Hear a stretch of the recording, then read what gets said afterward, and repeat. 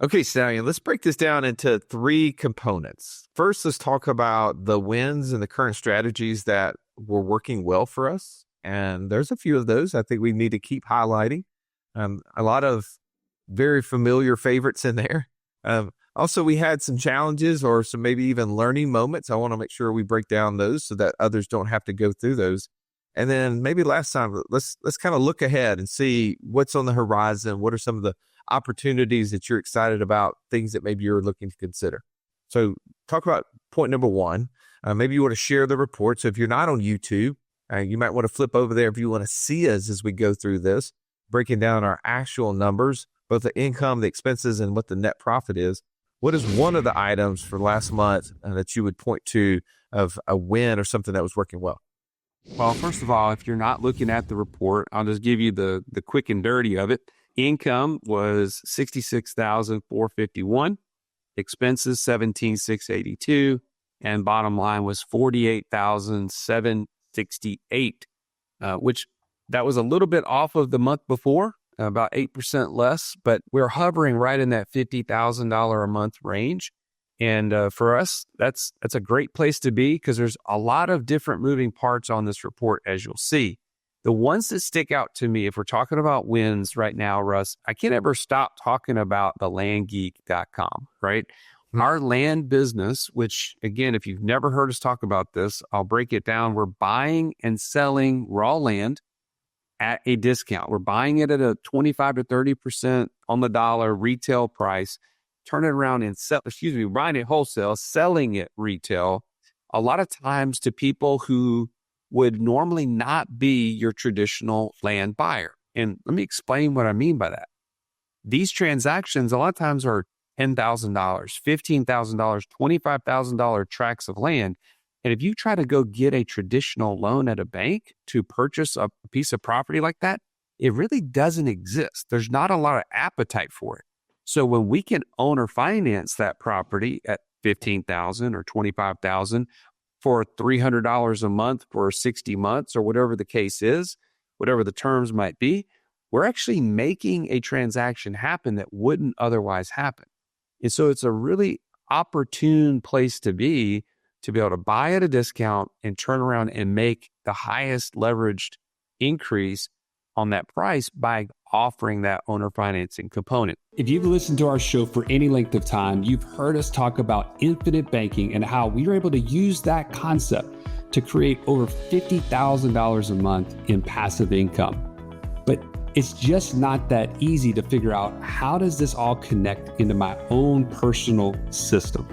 Stallion, that's why we created the passive income operating system, bro. It shows you how to turn active income into passive income. It makes all the steps come together.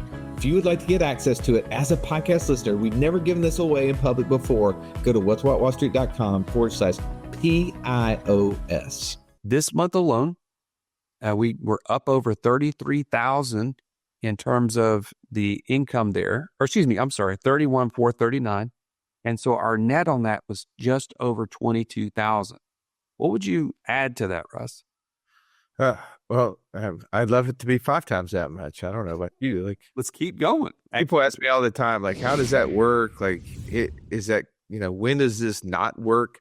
I haven't seen a time where it doesn't work, right? Like I've asked about, seasons that have created where there's been a downturn in the cash flow. And that was really like in the 2012, 13 range is where a lot of defaults happen in this world. And it wasn't that money was lost. It was just the cash flow stopped and they had to go back and start selling those, plots of land back out and getting those notes going. It took a little bit. So for me, I think this is an easy area for us to focus on. A second win area. And I just noticed, Joey, you're missing a line item. I've looked at this, so I can't blame you completely. But we're missing, we have multiple private loans out there, and you only have 2 of the 3 listed on here. Mm-hmm. So technically, the other one was for a little over $1,900 a month. So we are over $50,000 for the month. I'll let you go and fix that at some point, maybe as I talk, because I can fill up the air if you need me to. But that's one of those things that I would say definitely a positive for us. Like we're always following the concept of becoming your own banker, and the easiest one is to do a private loan and to back it up with some sort of collateral. We've done that with businesses. We've done that in the space of real estate. We've done that in actually a business that that's operating and one that we've sold. So lots of different loans that we've been using this private lending on. I'd say that that's a winning strategy. It's a very passive strategy, but it's also you get to control and own the asset without owning the asset. What do I mean by that? Well, if the person defaults, whatever the collateral is backing it up, you can take over. So you have the equity, you just don't have ownership. You don't have day-to-day control, but you don't have day-to-day headaches, and you just get paid. And if for any reason you don't get paid, then you can take over ownership of that. So I'd say that's one of those winning strategies for us today. Well, and let me add to that for a second. The fact when we had our short-term rental business, and it was one of those things where we started to see, and maybe this isn't a place where we really want to be long-term. And we said, well, let's put it on the market. Let's put it out there. And the best scenario was for our operator to buy it from us. When we owner finance, that is no different than the way that we buy land and then owner finance it, right? Well, I wanted to challenge you as you're listening to our podcast. A really practical thing here is think about the assets that you already have as potential ways to own or finance them to somebody else. Now, I'm not giving you advice. I'm not telling you should do this with everything, but consider it before you just do a retail sale where you immediately sell it for the highest that you can on the retail market. What if I were to consider financing it to somebody? Could I potentially get a higher price? And the answer is yes, because you're extending typically the time frame in which you're going to receive the money. And in some cases, you're actually maximizing your tax efficiency because you're not having to take the biggest hit all in 1 month or 1 year rather. So just as a takeaway from this, not just telling you what we've done, but how can you maybe implement that and think about that differently? The last thing I'll mention as far as like a big win for the month is if you scroll all the way down here, let me bring this back up. We had a distribution from our oil and gas fund that's $3,759. That's a really great return that we've had on that just this first year in this fund. And the reason I bring it up right now is one, it's been a great performance for us, but I think I'm really bullish about this, Russ, because of the recent presidential election. You've got somebody in office who's very pro oil and gas, as opposed to there was some question, in the last, presidency that maybe there were some things going away from that. And there's so much demand if you look at it, there's so much demand for this. It only makes sense that we would have more and more investment in this space. So I look at this as this is a win today, but it's actually something that I think will take on some legs here in the very near future. This is an easy economics equation is when demand is strong, right? And supply goes up, what happens to price? Got to go up. No, when supply goes up, if demand is the same and supply goes up, price goes down. That's right. Right? And so what we're going to see is that we have a presidency that Trump is saying we're going to drill, baby, drill. Right? He's saying that he's going to allow RFK Jr. to take care of all the stuff he wants to do on the health stuff, but he's not going to let him touch the oil, the liquid gold, as he says. Well, what does that mean for us? Well, as consumers, it means we're going to have lower prices at the pump if we can increase supply, right? That's right. Now, if we're owning oil rigs out there, we're owning in the oil and gas space, and we're being told, hey, we're going to have an opportunity for them to keep drilling, then that means now they're going to create an opportunity for demand to go up, right? Meaning that there was manufacturers out there that were stopping, right, or trying to turn from, oil and gasoline producing engines to try to go more EV, right? So we were going to have a reduction in the demand. Well, I think now we're going to see like, hey, as we can produce more oil, supply will go up. There'll be more opportunity for it to go down at the pump. But I think it also will drive demand for us, and we'll continue to see the need for these oil producing rigs that we're invested in right now. I think we've already seen there's a huge gap between what the true supply is and what the demand is. There's going to be a continuous increase in price overall. Hopefully, though, for us at the pump, it'll be less. I think that's a great idea that you pointed that out. Let's move to challenges and some learning moments here. Things that maybe we need to like point to and say, I wish I wouldn't have done that. Or if I known what I know now, maybe I would tweak it. And for me, looking at this list, I would just go back to when we invested $175,000 into this Bitcoin mining fund. We got in there with like 10 other people, right? It was a closed loop operation where we had an experienced operator that was going to get all of the computers at a discount. They were going to run the whole system. We were going to, in essence, basically be buying Bitcoin through the mining operation. And when we did this transaction, Bitcoin was trading at like $28,000 to $30,000 to USD per coin. Now, Joey, what is its current price?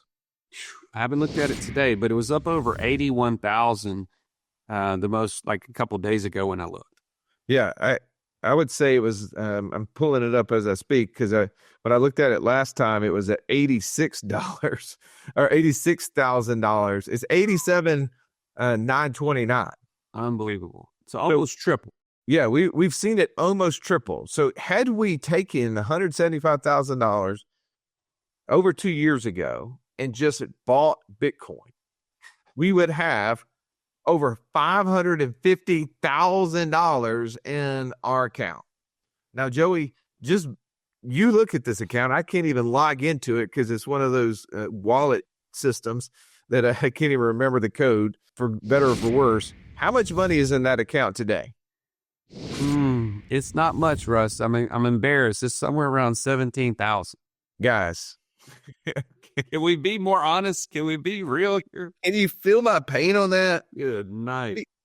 If we would have just bought Bitcoin, we would have $550,000 worth of Bitcoin. We bought into this mining fund. Oh man, we're gonna produce the coins. Like we're not gonna try to dig for the gold. We're gonna sell them the shovels kind of thing. And oh my goodness, like this is one of those moments where you look back and you say, "Oh, that was a $500,000 mistake," and that's where we are. And you want to know why? So do I, right? Like I know some of the reasons why is that the cost of electricity has skyrocketed, and so the energy prices to operate those machines are way higher than was initially planned for. I think we've had some technology issues that have cost us more than we anticipated. I don't know if the halving was expected or not expected, but it happened. And the output has been less than what we anticipated. But I can't imagine the price is not what we expected. I think we all anticipated the price of Bitcoin to continue to rise. And I think we're all thrilled at the rate that it's risen. The difference is that whoever sold us those machines, I have watched NVIDIA stock price. I guess I can tell who's making out like a bandit on this thing. There was nothing worse than walking into class when you're in school and the teacher saying, "Pop quiz day." Why? Because you were unprepared. Are you unprepared, though, for financial freedom? Don't be. Find out how close you are by taking our 30-second quiz at wealthwithoutwallstreet.com/quiz. So needless to say, that has not been a winner for us. It's been a major loser. In the same vein, well, I can't say it's on the same vein. It's not nearly the same impact, but buying into a ice machine, maybe it's the fact that we bought into and didn't have a great location, but we're on the side of a major highway in Alabama. It's on the way to a lake. I mean, it's a pretty good location from what I could tell. My guess is that the projections that people are putting on these things are not realistic. They're just not. And for us to consistently month after month be losing, I'm going to tie this back to the first point that we made about what's going well. We're in a position now where we're thinking we need to go ahead and just sell this thing, cut our losses, right? Well, in a sense where you need to sell an asset, i.e. an ice machine, you can do it one of two ways. You can go to the retail market. Now you've got a used machine and you just need to cut your losses. You're willing to kind of cut some deals, right? You might be at 75% of what it actually would cost retail, even though it's, only 6 months old or whatever. And that's where people get good deals, right? But if you want to make a potentially better return on this already losing situation, how could we potentially own or finance it to somebody? Now, just because of the convenience of that person not having to come up with all of the money up front, we can require a higher price. And so we may be able to get a higher payout if we own or finance this to somebody going down the road. And I'm just bringing that up as hey, this is a real challenge. We're having to sell this thing because it's a loser, but maybe somebody else can use it and actually make it a winner. That's what my hope is. Well, so here's learning the process. That's what I'm saying. lessons out of this is don't buy new. Like we shouldn't have bought it new. We should have went to the same website because when we're like, hey, we need to sell this thing. Can you go figure out what the price of these are selling for? Did we find a whole laundry list of these that are selling used out there? Yes. And they were selling at like a 30 to 40% discount. Yes. So we weren't alone. We would have been so optimistic that we would have made money. We could have bought it at 40% less. So first key is stop buying new. I should have learned that whenever I bought all of those new cars to try to put on Turo. Yeah. And the depreciation kills you, right? You take on all that depreciation at the very beginning. So that was a big mistake that I think if I could go back and go, man, we should have bought used. All right. One other learning lesson that happened is I got a chance to go and spend time with our family office. So we did a tax strategy intensive. And I realized, as people who've been borrowing against our cash value life insurance policies for about 15 years, you create this thing whenever you use it for business purposes or investment purposes. It shows up on your tax return. And if you tell your accountant as investment interest expense. And, Joey, shame on me for not being better up to this point of really looking at my tax return outside of, the 1040, right? Those first 2 pages, but never scanning down and looking through to look at carryovers. And so I'm going to encourage you right now, if you can pull up your tax return, especially if you itemize, and you can hit control F on your keyboard. Little box will kind of search box pop up and type in the word carryover and look at those carryovers and see what shows up.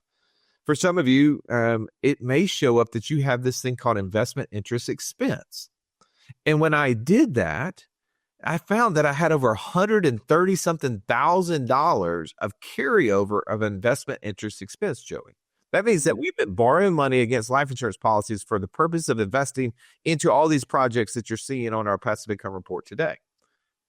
And because I didn't have investment interest income, because a lot of the things that we invest in don't create investment interest income, we get capital gains and other ways that they're being paid to us, I haven't been able to write off that expense. I didn't know that. I thought it was writing off. I thought it was reducing my tax burden. Right. Same.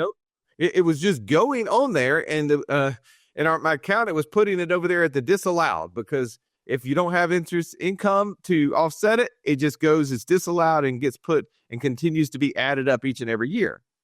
Well, so now I'm going to be looking for in 2025 more investments that will produce investment interest income so that I can offset that investment interest expense.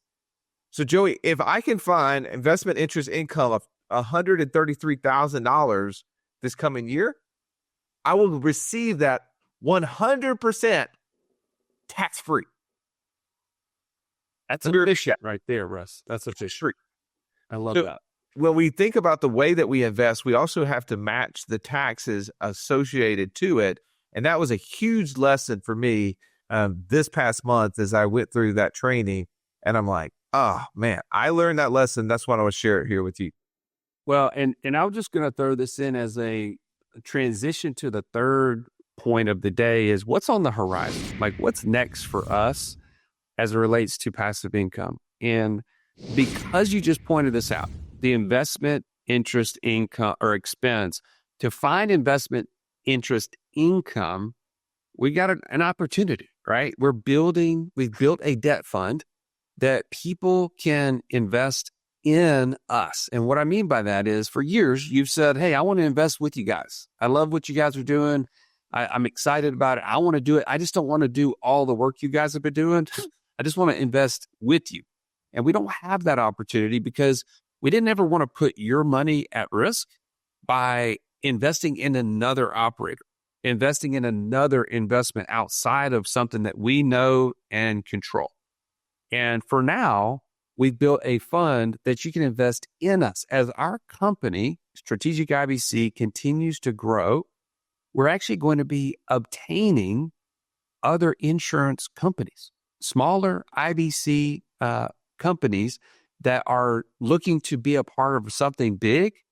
We're going to be acquiring those companies. And for that, we need capital. And we could easily go to a bank. We could easily say, hey, we need to borrow money to buy these practices that are very profitable and immediately pay the debt service, more than the debt service. But we want you to be a part of this, right? You already know, like, and trust us. You already believe in the mission that we have to help 1 million people create their own passive income operating systems and get to financial freedom. And now it's an opportunity to get paid to be a part of that. So I don't know if you want to share a little bit more details about that, Russ, but if you're interested and want more information, go to info@wealth.wallstreet.com and put the term accredited in the subject line because this is for accredited investors only. And so just want to make you aware of that. Yeah, no. So basically what Joey said is that if you're like me and you have a bunch of investment interest expense and you got that carryover, our debt fund, as our accountants and attorneys tell us, if you're an accredited investor, and you need to go research exactly what that is, if you're an accredited investor, that you can now receive investment interest income as we pay it out from this debt fund. And that can be used to offset and wipe out this carryover that you have. So I will definitely be an investor in this fund, and that will be a piece of that $133,000 of investment interest expense that I'm going to be getting rid of. And I do think that there's a lot of opportunity. People love buying businesses. One of our friends, Jonathan Bates, loves to talk about the 5 levels of crazy. And the 5th level of crazy is when somebody gets out of the military and they go buy an already profitable business. And he's doing it tongue in cheek, right? Because really one of the most successful things you can do is buy a profitable business that's already been out there for 2 or 3 years because it's now gotten through the hump that so many don't make, right? And if you're buying a profitable business, then you're now able to take that business, use your own skill set, maybe use some economies of scale if you already own something very similar, and make it that much better. Well, that's what we're going to be doing. We're going to be buying small insurance agencies who focus on the concept of infinite banking. We're going to be bringing them into our network because we've built a team of people all over the country that's helping you and others do this. So if you know someone who is, out there, who's great at infinite banking, who's working on their own in a small team, maybe you got to say, hey, did you know that Wall Street are looking to, buy some other practices like yours and help you grow with a team and help you be able to do some bigger things in your life? Send them our way. We would love to talk to them. Again, you can go to info@what'swithoutwallstreet.com if you want to send them our way. If you're interested in what it would look like to be an investor in us, as Joey said, send us an email at investor that says accredited with info@what'swithoutwallstreet.com, and we'll have our team respond with all the appropriate details. All right. So last thing that's on the horizon, and Russ, I got to tell you, you've taken the most lead on this. But I'm not far behind you, okay? I know you say I'm slow. I know you say, hey, he's never going to catch up. Just watch me in the rear view mirror, okay? Just keep looking.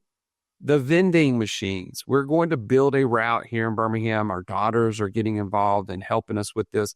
But you've already purchased the first machine, and which, by the way, we just mentioned. Why did we buy that thing brand new? What do you think about that? Should we have not looked to see if we could have found that thing on Craigslist or eBay or something else like that? Hey, you have to wait 9 months for me to say, why didn't we buy this thing used?